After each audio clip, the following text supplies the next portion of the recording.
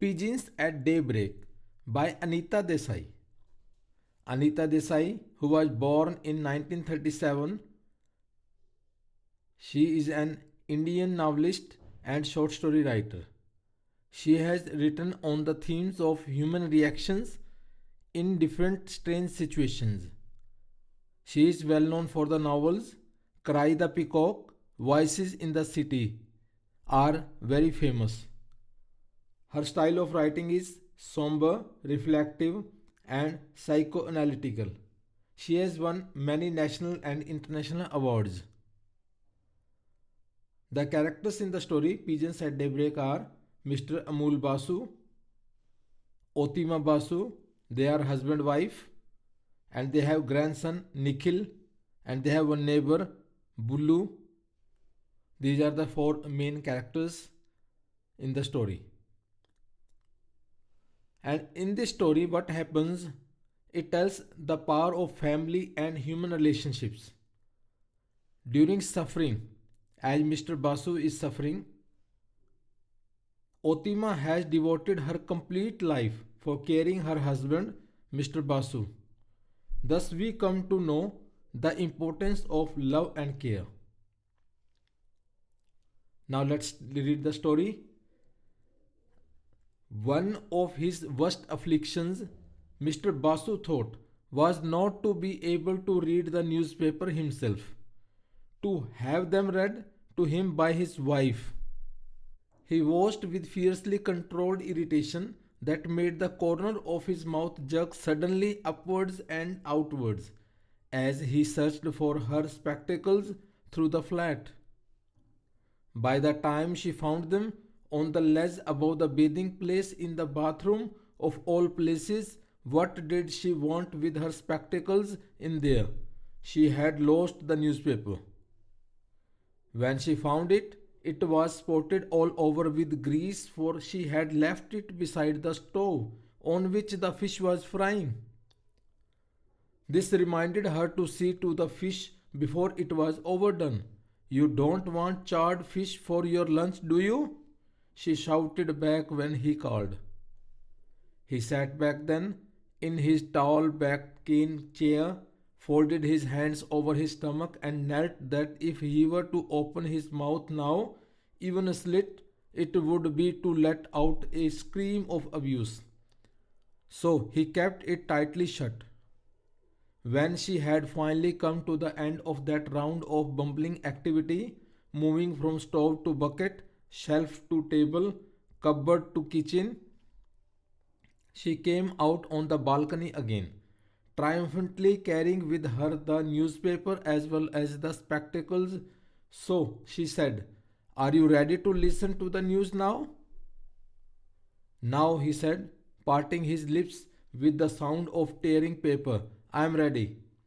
But Otima Basu never heard such sounds, such ironies and distresses. Quite pleased with all she had accomplished, and at having half an hour in which to sit down comfortably, she settled herself on top of a cane stool like a large soft cushion of white cotton, oiled hair, and gold bangles. Humming a little air from the last Hindi film she had seen, she opened out the newspaper on her soft, doughy lap and began to hum out the headlines. In spite of himself, Amul Basu leaned forward, strained his eyes to catch an interesting headline, for he simply couldn't believe this was all the papers had to offer. "Rice smuggler's caught," she read out, but immediately ran along a train of thought of her own. What can they expect? Everyone knows there is enough rice in the land. It's the hoarders and black marketeers who keep it from us. Naturally, people will break the law and take to smuggling. "What else? What else?" Mr. Basu snapped at her. "Nothing else in the papers." Hmm. She muttered as her eyes roved up and down the columns, looking very round and glassy behind the steel rimmed spectacles. "Blue bull menace in Delhi airport can be solved by narcotic drug." "Blue bulls? Blue bulls?" snorted Mr. Basu, almost tipping out of his chair. How do you mean, blue bulls? What a blue bull! You can't be reading right. I am reading right, she protested. Think I can't read? Did my BA help two children through school and college and you think I can't read? Blue bulls it says here. Blue bulls it is. Can't we? He grumbled, but retreated into his chair from her unexpectedly split defense. Must be a printing mistake. There are bulls, buffaloes, bullocks, and bulbuls, but who ever heard of a blue bull? Nilgai, do they mean? But that creature is nearly extinct. How can there be any at the airport? It's all rot, somebody's fantasy. Alright, I'll stop reading if you'd rather. I have enough to do in the kitchen. You know, she threatened him, but he pressed his lips together and with a little stab of his hand beckoned her to pick up the papers and continue. What pictures are on this week? I wonder, she continued, partly because that was a subject of consuming interest to her and partly because she thought it a safe subject to move on to. Teri Meri Kismat, the heart-warming saga of an unhappy wife. No, no, no, no. Do Dost, winner of three Filmfare Awards. Ah, please, please, Otima, the news, Mr. Basu reminded her. Nothing to interest you, she said, but tore herself away from the entertainments column for his sake. An arthritis drug, not your problem. Beetle leaves cause cancer. I know at least 100 people who chew beetle leaves and are as fit. All right. What else? What news are you interested in then? She flared up but immediately subsided and browsed on, comfortably scratching the sole of her foot as she did so. Floods in Assam, drought in Maharashtra. When is there not? 200 cholera deaths. A woman and child have a miraculous escape when their house collapses. Husband held for murder of wife. See, she cried excitedly. Once more, how often does this happen? Husband and mother-in-law have been arrested on charge of pouring kerosene on Kantibai's clothes and setting her on fire while she slept. Yes, that is how they always do it. Why? Probably the dowry didn't satisfy them. They must have hoped to get one more. He groaned and sank back in his chair. He knew there was no stopping her now. Except for stories of grotesque births like those of two-headed children or five-legged cows. There was nothing she loved as dearly as tales of murder and atrocity, and short of his having a stroke or the fish seller arriving at the door, nothing could distract her now. He even heaved himself out of his chair and shuffled off to the other end of the balcony to feed the parrot in its cage a green chili or two without her so much as noticing his departure.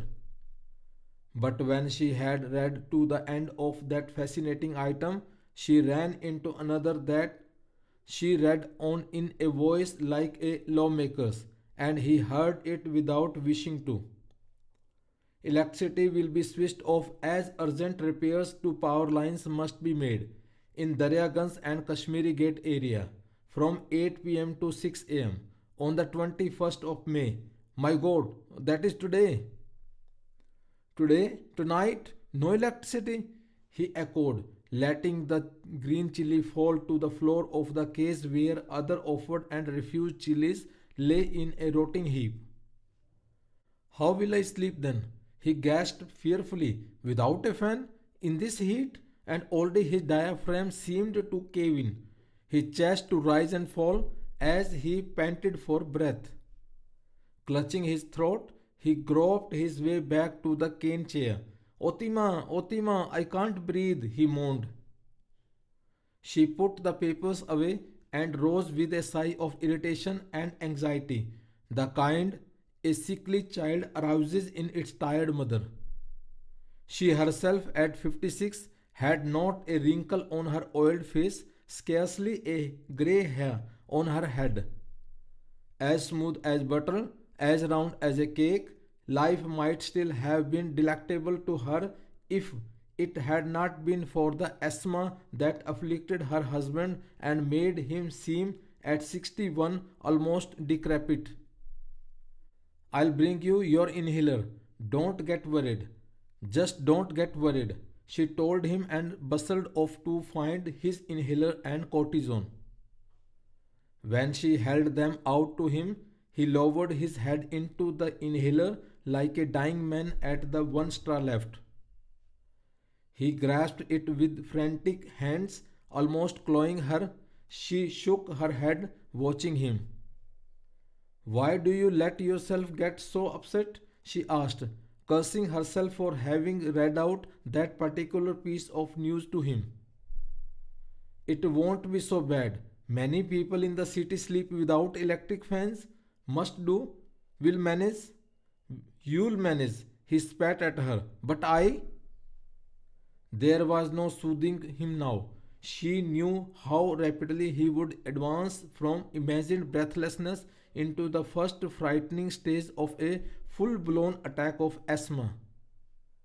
His chest was already heaving. He imagined there was no oxygen left for him to breathe, that his lungs had collapsed and could not take in any air. He stared up at the strings of washing that hung from end to end of the balcony, the overflow of furniture that cluttered it. The listless parrot in its cage, the view of all the other crowded washing hung balconies up and down the length of the road, and felt there was no oxygen left in the air. Stay out here on the balcony, it's a little cooler than inside, his wife said calmly and left him to go about his work. But she did it absently.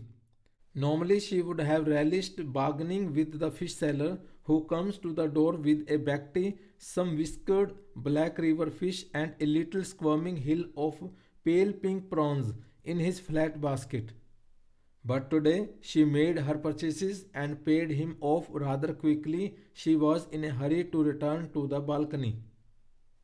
All right, she asked, looking down at her husband sunk into a heap on his chair, shaking with the effort to suck in air. His lips tightened and whitened in silent reply. She sighed and went away to sort out spices in the kitchen, to pour them out of large containers into small containers, to fill those that were empty and empty those that were full, giving everything that came her way a little loving polish with the end of her sari, for it was something she loved to do. But she did not stay very long. She was worried about her husband, foolish and unreasonable as he seemed to her in his sickness. She could not quite leave him to his agony, whether real or imagined. When the postman brought them a letter from their son in Bhilai, she read out to him the boy's report on his work in the steel mills. The father said nothing but seemed calmer, and she was able after that to make him eat a little rice and fish jhol, very lightly prepared just as the doctor prescribed. Lie down now, she said, sucking at a fish bone as she removed the dishes from the table. It's too hot out on the balcony. Take some rest. Rest? He snapped at her, but shuffled off into the bedroom and allowed her to make up his bed with all the pillows and bolsters that kept him in an almost sitting position on the flat wooden bed. He shifted and groaned as she heaped up a bolster here, flattened a cushion there, and said he could not possibly sleep.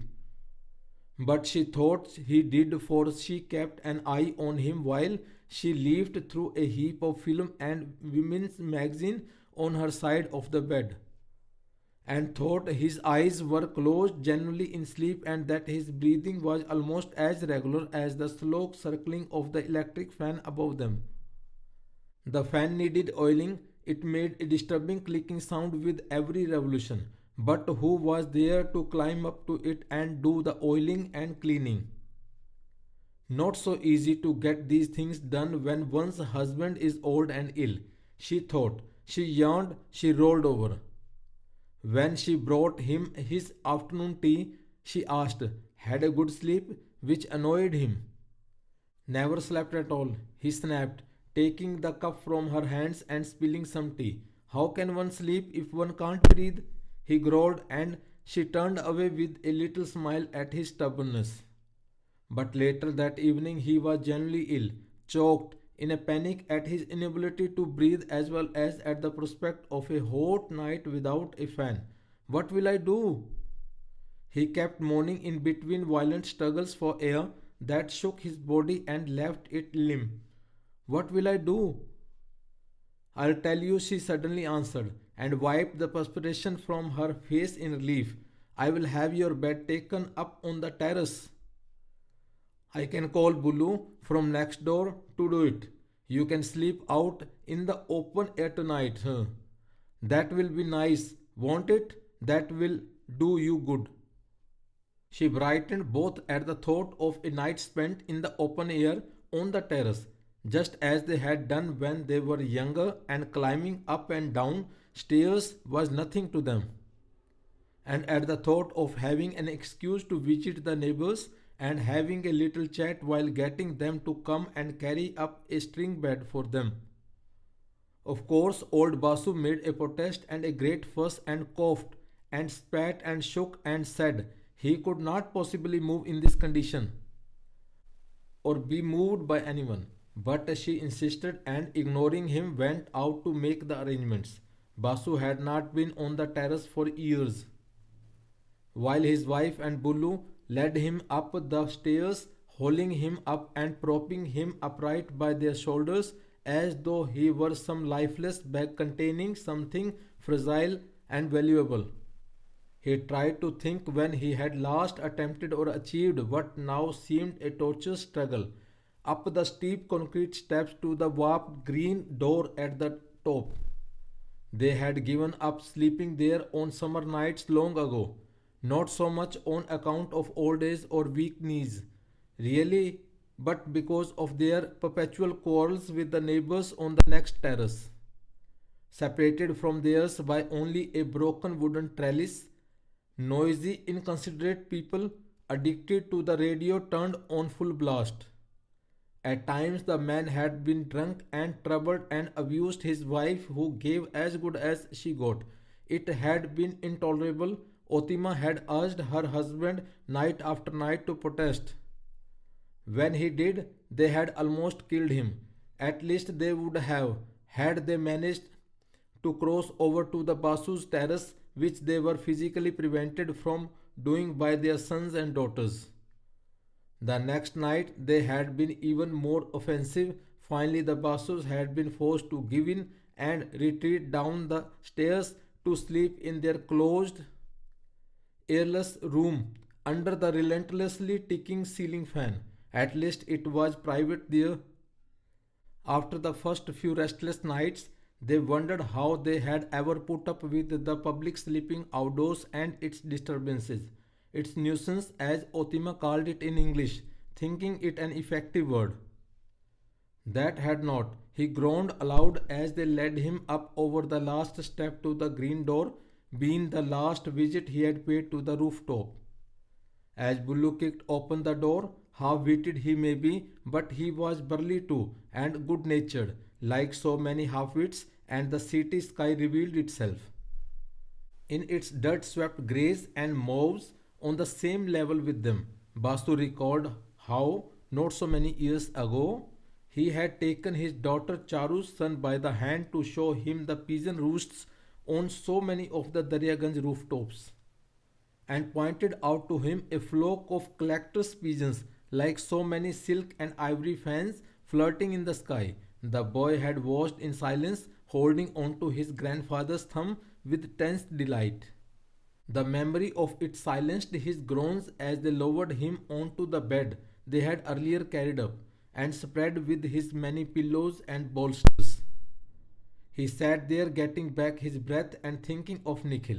When would he see Nikhil again? What would he not give to have that child hold his thumb again and go for a walk with him?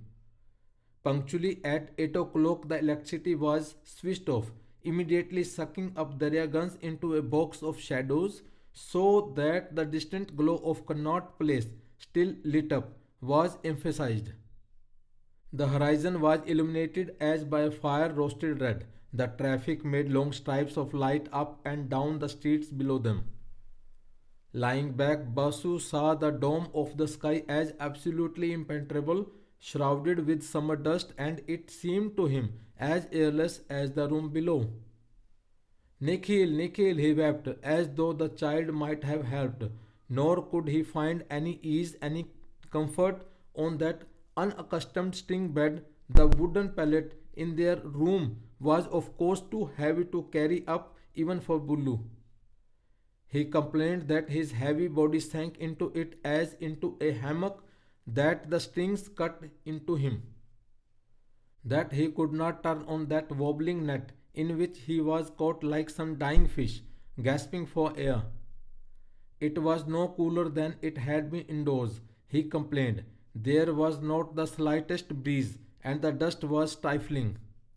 Otima soon lost the light-heartedness that had come to her with this unaccustomed change of scene.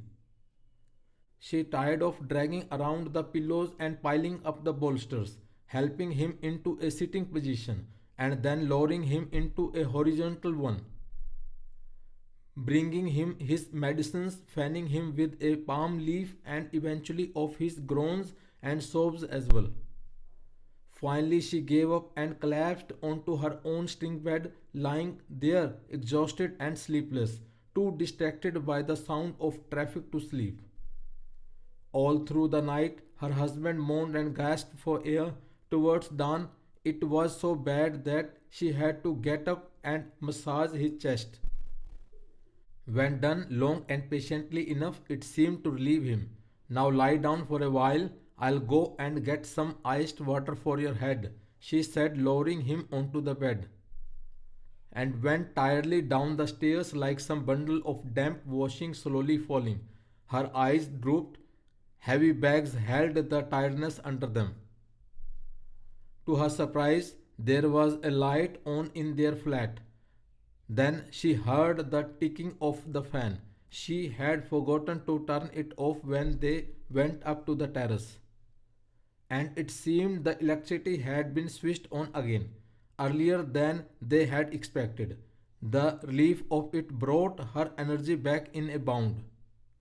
She bustled up the stairs. I'll bring him down. He'll get some hours of sleep after all, she told herself. It's all right, she called out as she went up to the terrace again. The electricity is on again. Come, I'll help you down. You'll get some sleep in your own bed after all. Leave me alone, he replied quite gently. Why? She cried. I'll help you. You can get into your own bed. You'll be quite comfortable. Leave me alone, he said again in that still voice. It's cool now. It was. Morning had stirred up some breeze of the sluggish river Jamna beneath the city walls, and it was carried over the rooftops of the stifled city, pale and fresh and delicate. It brought with it the morning light, as delicate and sweet as the breeze itself, a pure pallor unlike the livid glow of artificial lights. This lifted higher and higher into the dome of the sky, diluting the darkness there till it too grew pale, and gradually shades of blue and mauve tinted it lightly. The old man lay flat and still, gazing up, his mouth hanging open as if to let it pour into him, as cool and fresh as water. Then, with a swirl and flutter of feathers, a flock of pigeons hurtled upwards and spread out against the dome of the sky, opalescent, sunlit like small pearls. They caught up the light as they rose, turned brighter till they turned at last into crystals, into prisms of light. Then they disappeared into the soft, deep blue of the morning. Thank you.